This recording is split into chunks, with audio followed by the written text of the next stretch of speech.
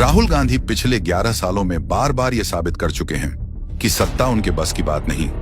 कांग्रेस चाहे उन्हें अब भी अपना पीएम कैंडिडेट माने, लेकिन उनकी समझ देखकर जनता को यह समझ आ चुका है वो विपक्ष के लिए ही बने हैं और वहीं रहना देश के लिए फायदेमंद है। देश का बनाया मजाक, जहां ऑपरेशन सिंदूर पर पूरा देश खुशी मना रहा था, तो वही पाकिस्तान की भाषा बोलते हुए राहुल गांधी ने बार बार नुकसान पूछकर सेना को अपमानित किया, अपने देश के खिलाफ सरेंडर करने जैसी भद्दी टिप्पणियां की। नरेंद्र सरेंडर, जो कि एक समझदार और सुलझा हुआ राष्ट्रीय नेता शायद कभी नहीं बोलता। वक्फ बिल का विरोध, ये जानते हुए भी वक्फ बोर्ड दिन ब दिन किसानों, मंदिरों, रेलवे की जमीनों पर अवैध कब्जा किए जा रहा है। राहुल गांधी ने वोट बैंक को खुश करने के लिए वक्फ बोर्ड में संशोधन का विरोध किया, राम मंदिर का निमंत्रण ठुकराया।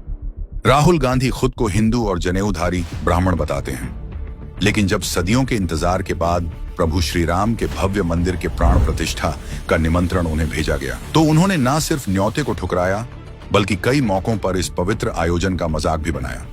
करोड़ों भारतीयों की आस्था पर ऐसा प्रहार क्या एक राष्ट्रीय नेता को शोभा देता है? अनुच्छेद 370 के हटाने पर विरोध। जब मोदी सरकार ने जम्मू कश्मीर को मुख्य धारा में लाने के लिए 370 हटाया, राहुल गांधी उन नेताओं में थे जिन्होंने इसका विरोध किया। सवाल उठता है, क्या राष्ट्रीय एकता जैसे मुद्दों पर भी राजनीतिक लाइन से ऊपर उठना जरूरी नहीं? सर्जिकल स्ट्राइक पर सबूत की मांग। जब देश की सेना ने आतंक के खिलाफ साहसिक कार्रवाई की, कांग्रेस नेता ने सार्वजनिक मंच से सरकार से सबूत मांगे।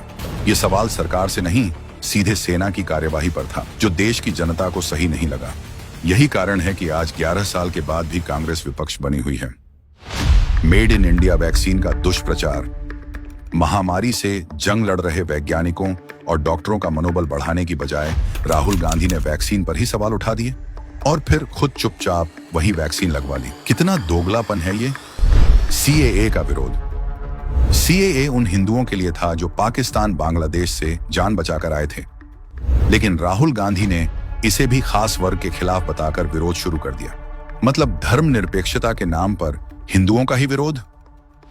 महत्वपूर्ण बिलों पर संसद से वॉकआउट। जब जब संसद में बड़े फैसले लिए गए, कांग्रेस ने या तो बहस से दूरी बनाई या वॉकआउट किया। राहुल गांधी खुद कई बार संसद से गायब रहे, कभी वेकेशन पर निकल गए। क्या एक जिम्मेदार विपक्षी नेता का काम संसद में भाग लेना नहीं, विदेश जाकर देश की बुराई? लंदन, अमेरिका, हर मंच पर राहुल गांधी भारत की छवि खराब करने में लगे रहते हैं। लोकतंत्र को खतरे में बताते हैं, लेकिन सवाल पूछो तो माइक बंद करवा देते हैं। राफेल पर झूठ फैलाया। राफेल डील को लेकर उन्होंने बार बार आरोप लगाए, लेकिन सुप्रीम कोर्ट से लेकर कैग तक किसी भी स्तर पर कोई भ्रष्टाचार नहीं मिला। एक झूठा नैरेटिव बनाकर सेना और सरकार दोनों की साख पर सवाल उठाना क्या राजनीति से ज्यादा गंभीर नहीं? आत्मनिर्भर भारत से चिढ़। राहुल गांधी और उनकी पार्टी ने हमेशा मेड इन इंडिया को पीआर स्टंट कहकर उसका मजाक उड़ाया। हिंदुस्तान में आप made in India, made in India, made in India की बात करते रहते हो। मेड इन इंडिया हो ही नहीं सकता आज। लेकिन आज वही योजनाएं भारत को वैश्विक मंच पर नई पहचान दिला रही हैं।